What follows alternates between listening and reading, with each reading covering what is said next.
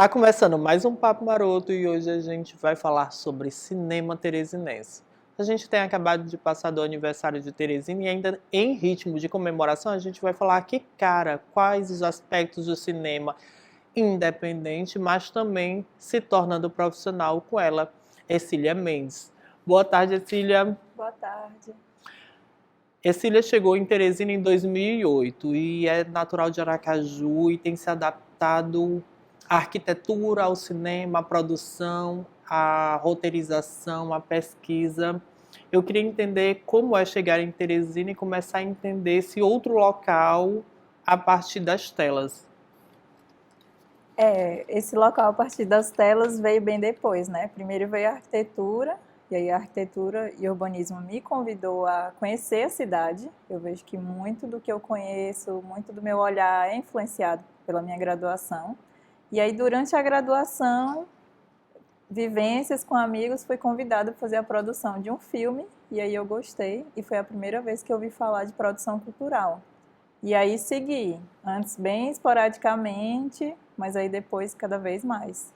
Hoje tu se relaciona com a cidade não apenas como arquitetura, né, que foi teu primeiro passo em Teresina, mas com as pessoas, com as subjetividades, as identidades, inclusive, às vezes eu posso, não sei se seria a palavra correta, mas eu poderia dizer que até as identidades marginais de Teresina, né?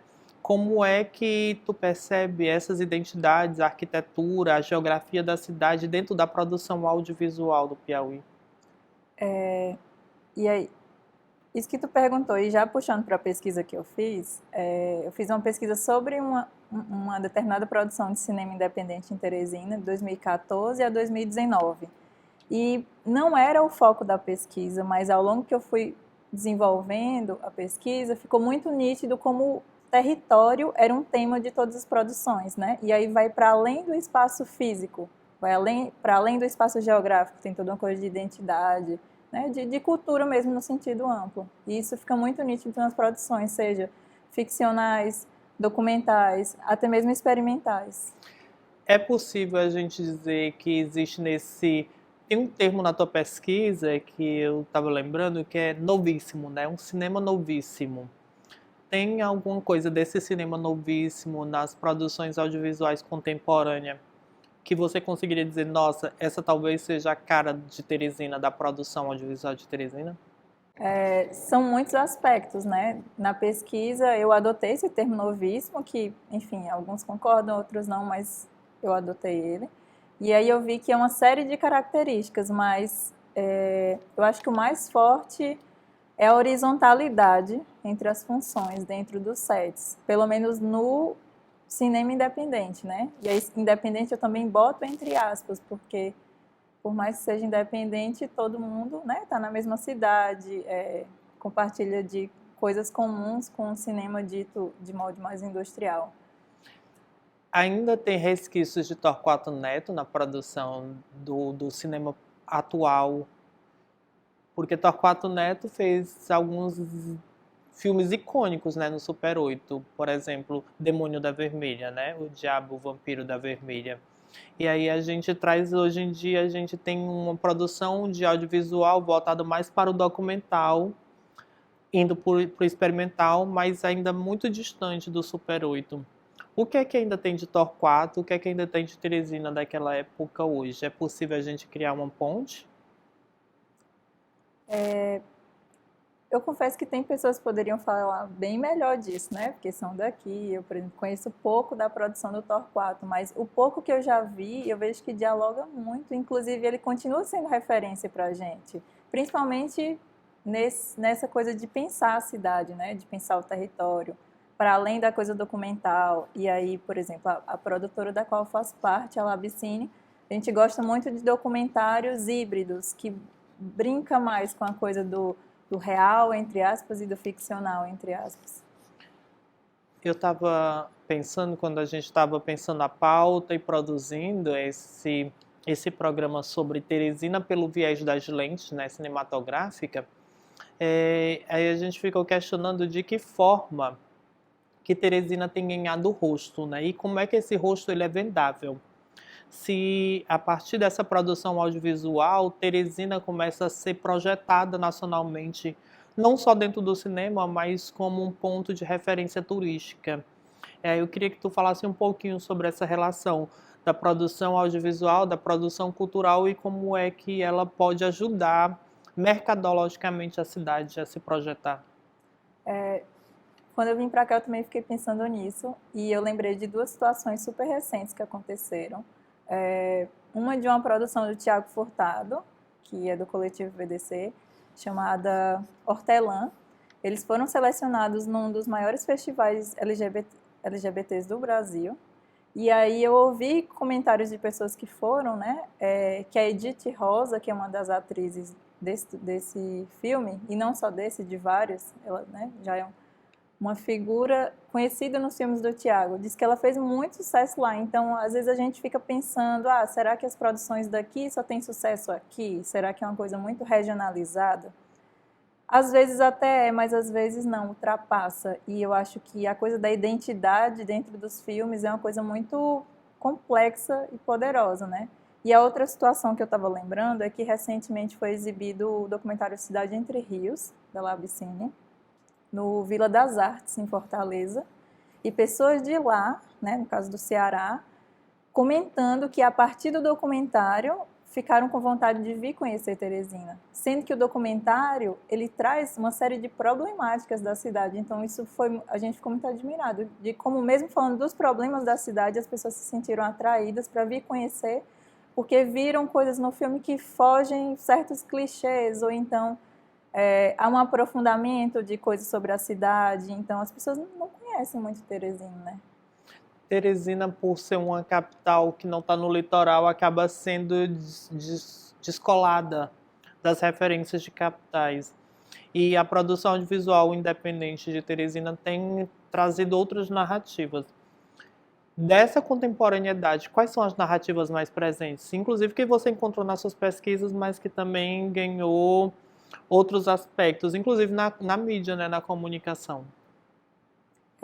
Vou falar a partir do recorte que eu tenho contato, né? Da pesquisa que eu fiz. Eu vejo que é muito forte a coisa das culturas, entre aspas, periféricas, né? Pautas LGBTQIAP+, pautas ligadas a uma série de minorias, entre aspas, né? Uma série de lutas mesmo sociais, seja de uma maneira mais explícita, implícita, mas eu vejo que isso é muito forte, é a coisa do território, né? Que a cidade passa pela, a gente passa por ela, ela passa pela gente, ela influencia a gente o tempo inteiro. E aí eu vejo, por exemplo, na pesquisa eu vi também umas produções da Tássia Araújo, que é produtora da Parada de Cinema. Filmes experimentais, mas claramente eu acho que por eu ser também de fora, para mim fica muito nítido às vezes de como as questões identitárias, né, teresinenses estão ali numa coisa que não se propõe a ser documental, por exemplo. A Tássia, inclusive, está aí com a gente no estúdio. Queria mandar um abraço para ela. E também já puxar um gancho e falar um pouquinho sobre essa relação do boi de salto, né? Que é um das experiências que ela tem com audiovisual e que agora tem ganhado uma outra força, uma outra roupagem, com inclusive outros produtores culturais e cineastas da cidade, que é resgatar o boi de Teresina. Com eventos, com palestras, workshop, curso. De que forma que o audiovisual tem influenciado também o processo educacional da construção da cidade? De autorreconhecimento, autopercepção.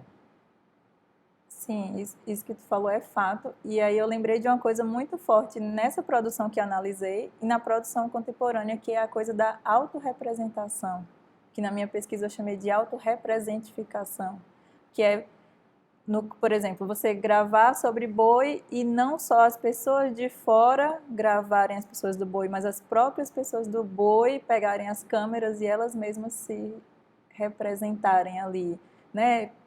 Indígenas, enfim, é uma coisa muito comum hoje em dia você colocar as próprias pessoas para se registrarem, porque a gente sabe que mesmo sendo uma coisa documental, mas tem um olhar ali por trás, tem uma moldura ali por trás. Então, essa coisa de quem está gravando é um poder muito grande, né, que a pessoa tem.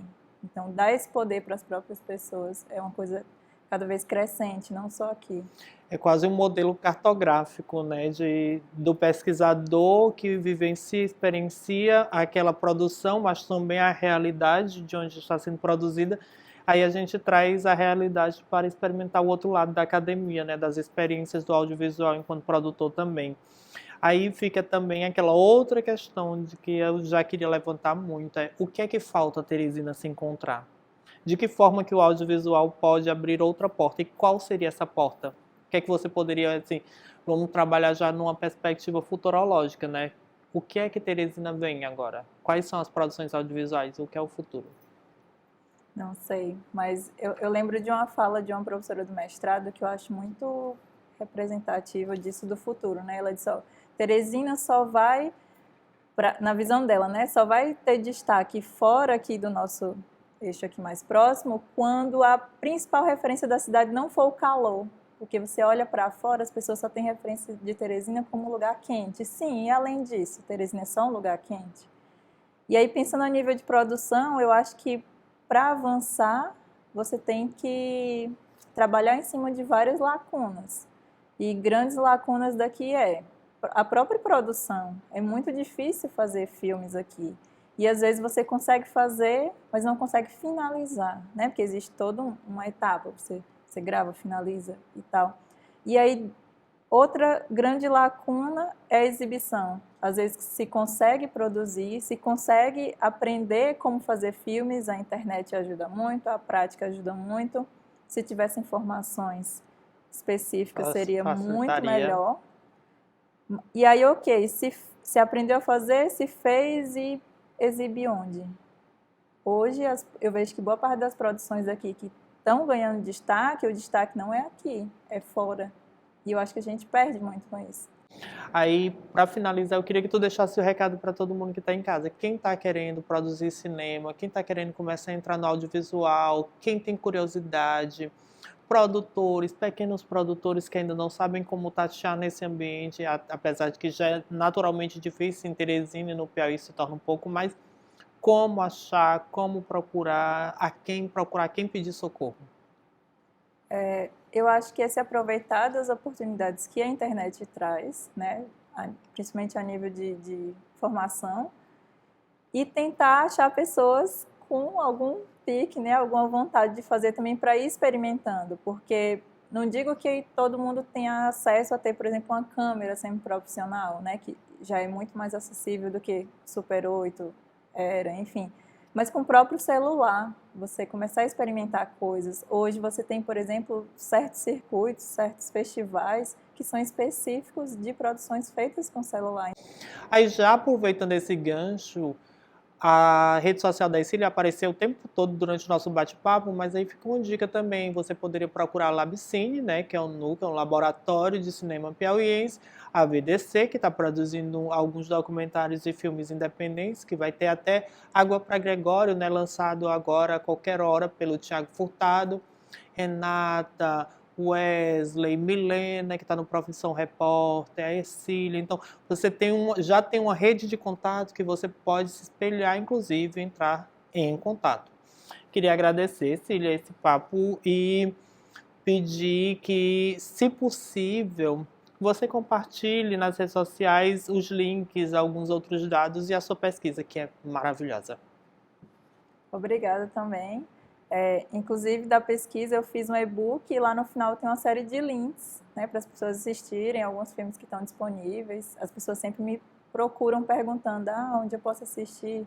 E o que tiverem de dúvida, pode entrar em contato comigo, com essas pessoas que o Jader falou, né? No geral, as pessoas são bem solícitas, porque a gente sabe como é difícil fazer. Agora não tem desculpa, né? E aí com essa dica do e-book da Ercília e também dos links que a gente volta para o estúdio, porque ainda tem muito papo.